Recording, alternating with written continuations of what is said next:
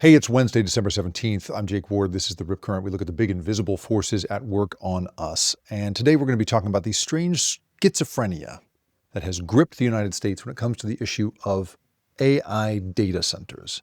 These are the huge, Costco-sized buildings that could soon be pulling as much power as the entire city of Philadelphia, and the weird political bedfellows that the fight about these has made.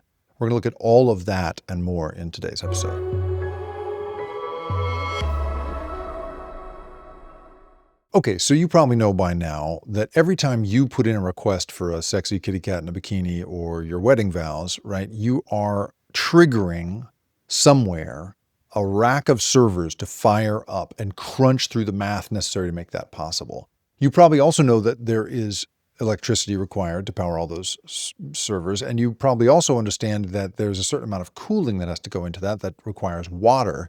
You may not know that the dominant way that gets done right now, the thing that's in fashion, is evaporative cooling. So that means water being vaporized and sprayed in that room such that it'll never be collected again. It's going to be lost to evaporation, and that's it.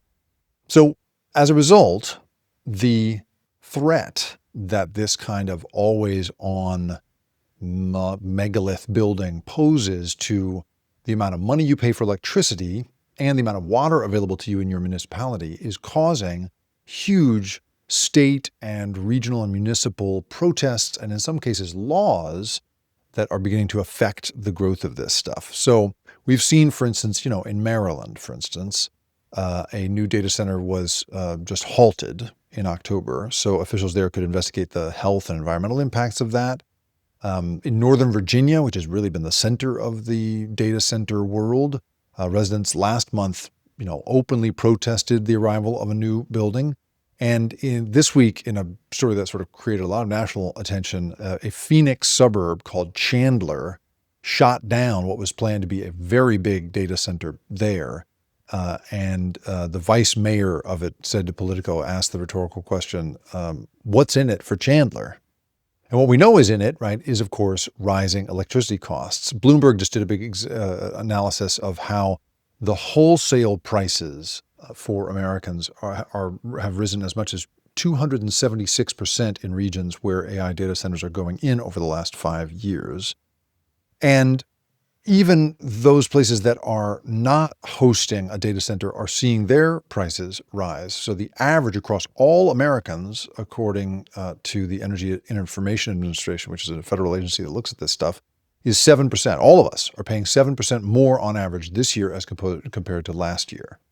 And that's because these data centers create incredible amounts of demand for more power and drive up the cost of that power. It's not just that they are negotiating these long-term access deals that drive up prices for everybody because it creates a scarcity of power for everybody else, but they also are creating so much of a peak demand on the local grid that local grid really has no choice but to install new wires and new poles and new power plants in some cases, because these buildings are, in the old days, you could reasonably assume that a data center like this was pulling about as much power as like a 2,000 home village. That was the estimate. And so in that case, however, you got to keep in mind that those 2,000 homes, in this case, basically no one's ever going to sleep. They're never turning the lights on. All the blenders are on. All the fridges are whirring. Everything's on all of the time. These things obey the 99.999% uptime. The standard that engineers impose on this stuff mean that they are basically down about 5 minutes of the year just to swap out some hardware quick. They don't go down. And as a result, that peak demand is higher all of the time. There's no scooting things around or storing up battery power and giving it out when you need it. It is always going to be there. So they have to turn up greater capacity, and that makes it more expensive for all of us. And so the thing is, though, right? So if in the old days it was that, a single data center was about 2,000 homes. Well, there's a very alarming Washington Post story that just came out about the next generation of data centers. And a guy named Michael Thomas, who created an energy research firm called CleanView, he wrote on X the other day that while current data centers, quote, used as much power as a small town, today's are expected to use as much as a city with 500,000 people. One building, 500,000 people's worth of electricity. But the largest ones, he says, could use as much power as Philadelphia, population 5.7 million. So these data centers are growing and growing and growing. This is why, of course, we're seeing, so what's the political pushback against this? We've talked a little bit about the state pushback, but there's increasing federal pushback, right? So 3 Democratic senators this week announced that they're going to conduct an investigation into the rising electricity prices for average Americans. They wrote that tech companies should, quote, pay their fair share of their electricity rates and a greater share of the cost upfront for future energy usage.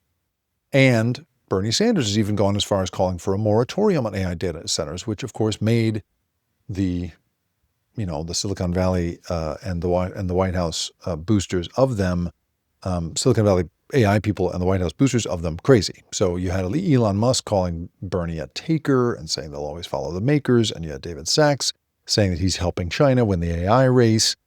But then you've got other weird political bedfellows who are on Bernie's side. Ron DeSantis, remember him?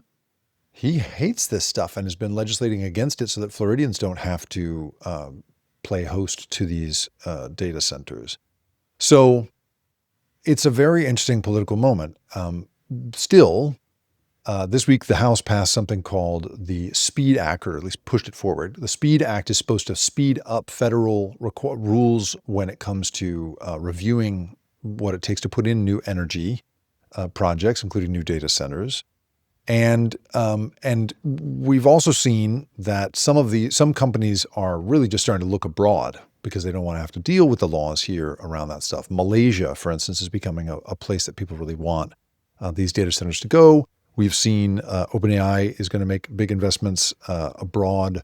The Stargate project that was supposed to bring a bunch of AI infrastructure here and may still do so there's now a Stargate in the Middle East where they're building this stuff. So people are starting to look abroad for these kinds of things.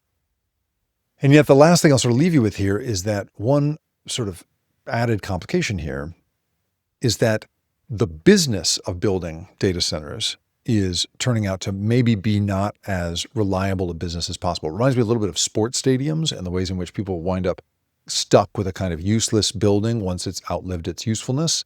And the tax incentives and so forth that get put in place and the real estate that gets committed to these things winds up sort of being a waste for the municipality. And in this case, we're talking very much about that because the leasing arrangements that are involved here seem to be making some of the more experienced investors kind of squirrely. So the biggest private backer of Oracle's efforts to build AI data centers just backed out of a big deal in Michigan. They were going to put billions into that. And according to the Financial Times, the lenders, quote, pushed for stricter leasing and debt terms amid shifting market sentiment around enormous AI spending.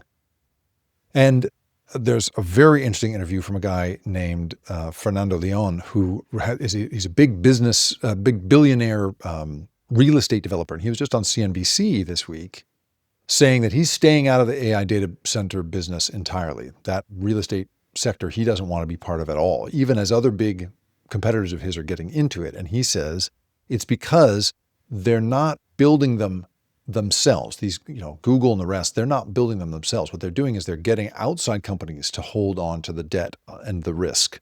And they're just leasing the capacity from those companies rather than taking it on themselves. So Fernando Leon said, I see large technology companies, the largest companies on the planet with $4 trillion market cap saying, I don't want to own this asset. I don't want to have this on my balance sheet. This is him still talking. So I ask why? Why doesn't the largest company in the world want to own its own asset? And I think by extension, I would ask, why does that company also expect that a municipality would want to play host to something that they don't want on their books themselves? So there you go. You can read more about this. I have a big column up at Hard Reset, hardresetmedia.com. I have a column going there. And thanks a lot for watching. The Rip Current is produced and created by me, Jacob Ward. And if you liked this show and you want more content like this, go to theripcurrent.com, where I publish a weekly newsletter that covers these same sorts of stories of the big invisible forces that have us all in their grip.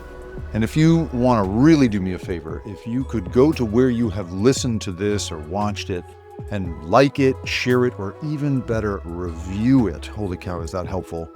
It's the best possible way for me to find a new audience. I really appreciate you being here. Thanks for listening.